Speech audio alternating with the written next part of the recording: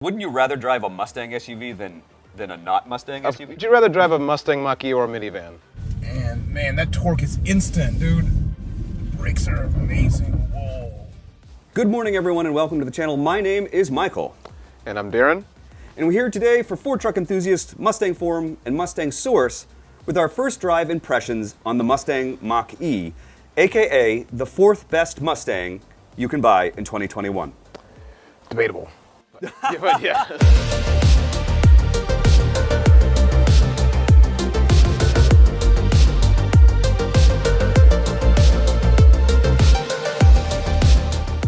So yesterday we got to check out two different variations on the premium trim. What was the first one we drove on the autocross course? It was the standard range rear-wheel drive. Comes with 266 horsepower, 317 foot-pounds of torque. And what was the second one we got to drive? Extended range all-wheel drive Mach-E, which is the only one that I suggest you drive on the street because it's so much fun.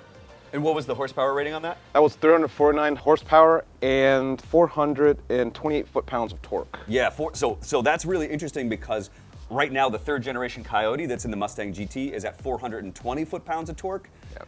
And so this has 8 foot-pounds more of torque than that, and it clearly outclasses the EcoBoost as well. And the interesting thing about the extended range all-wheel drive, which is called if you see the badging on it, it says Mach-E 4X on the side of the car. It's a $7,700 option when you're already in that premium trim level range. Spend your entire federal tax credit on getting the extended range all-wheel drive version because it goes to 60 in under 5 seconds, which is pretty good for an SUV.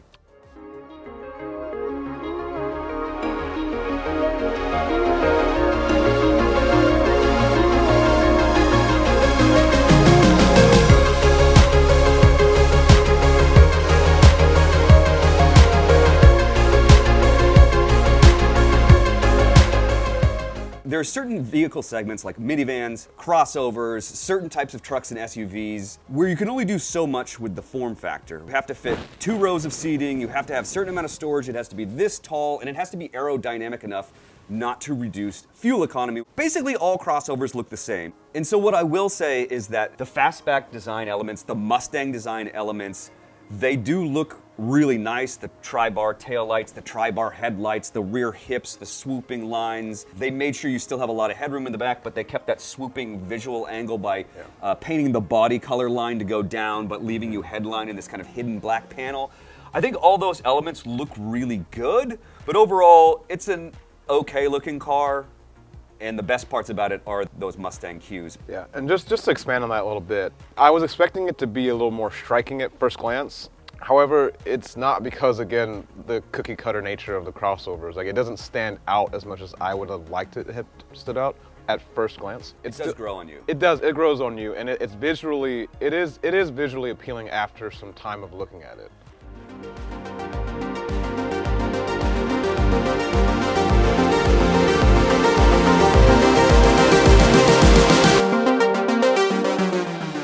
So I like the Mach-E interior.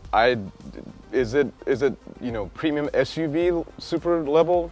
No, but it is definitely very enjoyable. I enjoyed every second sitting in the seats. I remember you said before they could use a little more bolstering. So the 2 things I wanted to say about the seats are that since this is in the Mustang family, I was a little disappointed that the seats don't have as much bolstering as the standard Mustang seats. They actually feel very similar to S197 level seats in terms of bolstering, which is to say they don't have any. Yeah. That's why with my boss I have the Recaros. Yeah. And on top of that, even with the premium trim, there's no cooling option, which I think is strange for a $55,000 car. At least there's heating. Right, yes, there is heated, so that's good.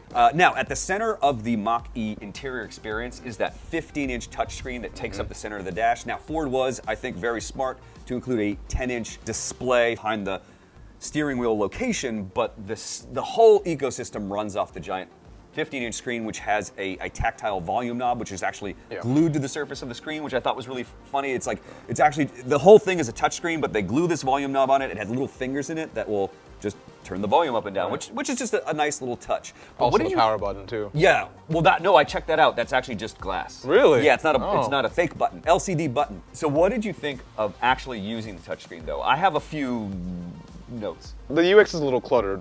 That being said, it's not as cluttered as some of the AMGs that I've driven. Yeah, look, it's not Lexus bad. Yeah. I think it could be more intuitive. I think it could be more elegant and simple. It just felt a little cluttered, and it was a little too easy for me, at least, to kind of reach for something, hit a bump, and accidentally press the wrong section. Yeah. So That's generally the problem with touchscreens anyway. The tactility is lost a lot of times.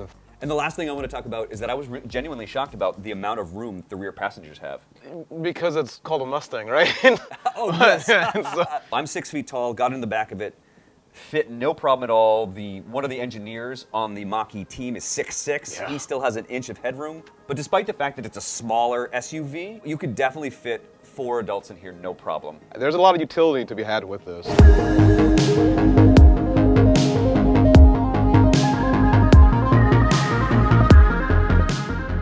Darren, what did you think about the rear-wheel drive one, driving that on the autocross? The rear-wheel drive premium was a blast. And man, that torque is instant, dude. Like, holy crap. The brakes are amazing. Whoa.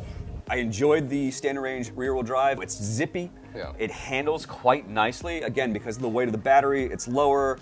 You know, the car was, tilting and doing this, but for a non-performance spec model, it drives kind of like the EcoBoost or standard Mustang GT that don't have the sport suspension, that aren't PP1s, that aren't Shelbys, that aren't Mach-1s, and all those types of things. And then you step up to the all-wheel drive version, and the acceleration kicks in. Again, it's under 5 seconds, so it's not super fast. It's not V8 fast yet, but it is a very quick car, and so it's kind of fun to drive in that way. It's fun to get on the highway. You can pass with ease, stoplight to stoplight. It's a pretty quick car, and so I thought the driving feel was pretty nice. Launching of the cars feels phenomenal, even on the premium non-all-wheel drive version. They're both very good cars from the jump. The all-wheel drive is just better.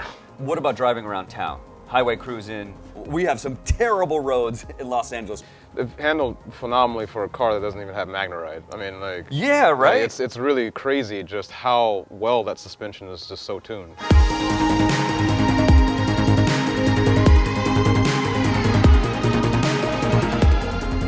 So the Mach-E has 3 different driving modes, which affect everything from acceleration to braking regeneration to steering feel. Whisper, which is your quiet cruising mode. There's Engage, which is about medium performance. And then there's Unbridled, which is the most performance. And you can set up one-pedal driving with those as well. For those who aren't familiar with the term one-pedal driving, you can set up the Mach-E so that you don't have to use the brakes unless it's an emergency.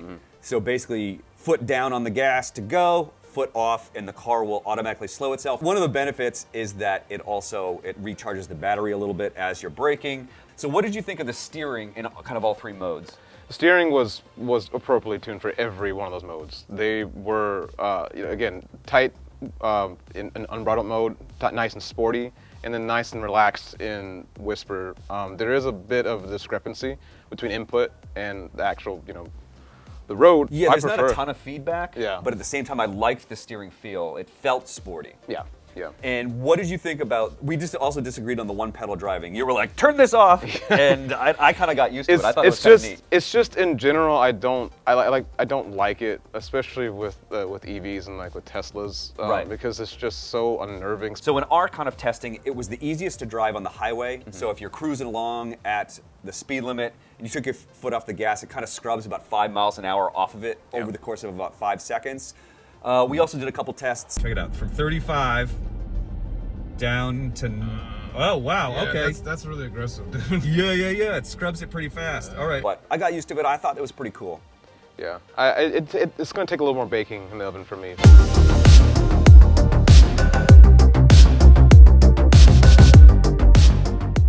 So overall, would you say that this has either the driving experience or the fun factor of what it's like to drive any of the Mustangs you've driven over the years? I'd say yes, with a caveat.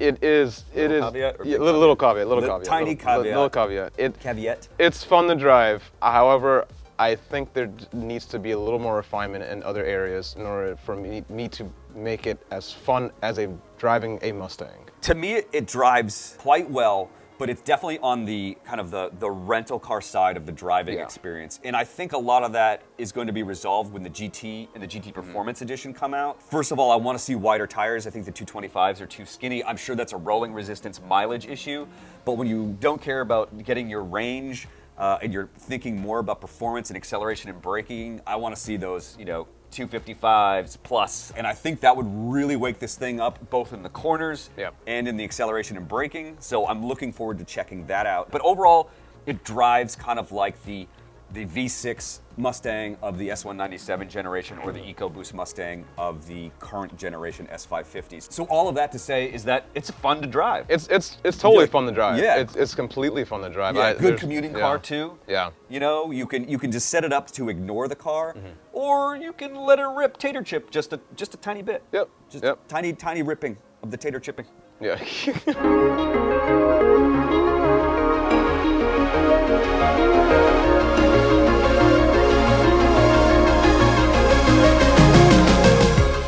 I think we need to talk about whether or not we'd buy one and what that means and how this relates to the title of the video, right? But what we're not going to do is I don't think we're going to be able to settle whether or not this should be called a Mustang. Yeah. What we will say is that we feel for you if you hate the idea.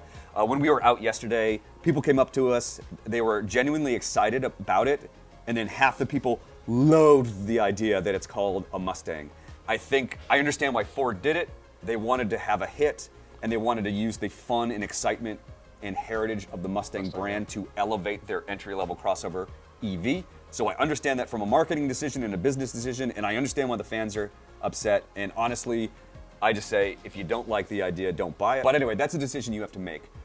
But Darren, would you buy this car? I would buy it if it weren't my first Mustang. Yeah, so let's say you've got your Shelby in the garage, and you need a family vehicle, and a crossover kind of fits your lifestyle.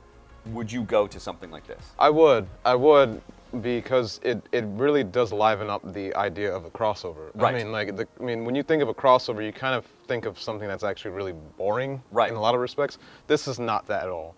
The only difference is that it is called a Mustang, which is the point of contention with most people. Yeah. Other than that, it's a slight point of contention. Yeah. It's only a small quibble amongst the fan base. But wouldn't you rather drive a Mustang SUV than a not Mustang SUV? Would you rather drive a Mustang Mach-E or a minivan? Right. My answer is a little bit more complicated. I think it's more because I got my station wagon. I have a 92 Buick Roadmaster wagon. We're going to be LS swapping it, and it's going to be epic. We've been considering getting a larger SUV, so I've never really looked at crossovers, but if I was going to look at one and these were semi-affordable, I would definitely consider it, probably in the used market. They are really expensive. The one we drove today was $55,000-ish.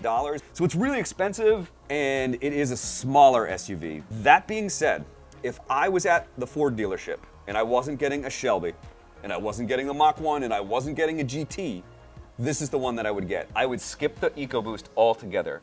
And Agreed. Because this extended range all-wheel drive is faster. I think it handles just as well. Why not go silent if you're already going to have a not V8 under the hood of your Mustang? That's my pitch. 100%. Is that the HPP Mustang EcoBoost is fun to drive, and it's got cracks and burbles, compared to the standard EcoBoost engine. But that driving experience in the EcoBoost is so limited. It takes a hot minute for the torque to hit, and then the engine quits revving at what is it, 5,500, $6,000? About 5,500. You know what I mean? It has such a small power band, and this thing has instant torque for the entire acceleration, and it's a much more useful car. You can actually put people and things in the back seat. So to me, it's the fourth best Mustang that you can buy in 2021 after the GT500, Mach-1, various GT trims. I would get the Mach-E way before I get the EcoBoost. I agree. Plus, you don't have to worry about really bad turbo lag. So, should it be called a Mustang? I have no idea, but it is called a Mustang, so I'm going to be approaching it from that direction.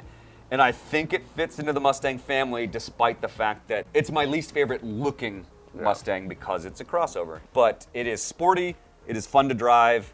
It's better than the EcoBoost. The only thing holding me back is really the price and the fact that it's a crossover, Yeah. The way I look at it is another specialty Mustang. I mean, it has a logo, it has the name, it has a logo. It's by Ford. It is a Mustang in that regard. Right. So overall impression? Positive. Yeah, Positive. It's net positive for me too, although I'm a little bit more torn overall. Thank you so much for watching, you guys. I hope you all are well and safe. Please like, subscribe, follow us on Facebook, Instagram, join our various forums, and we will see you on the next video.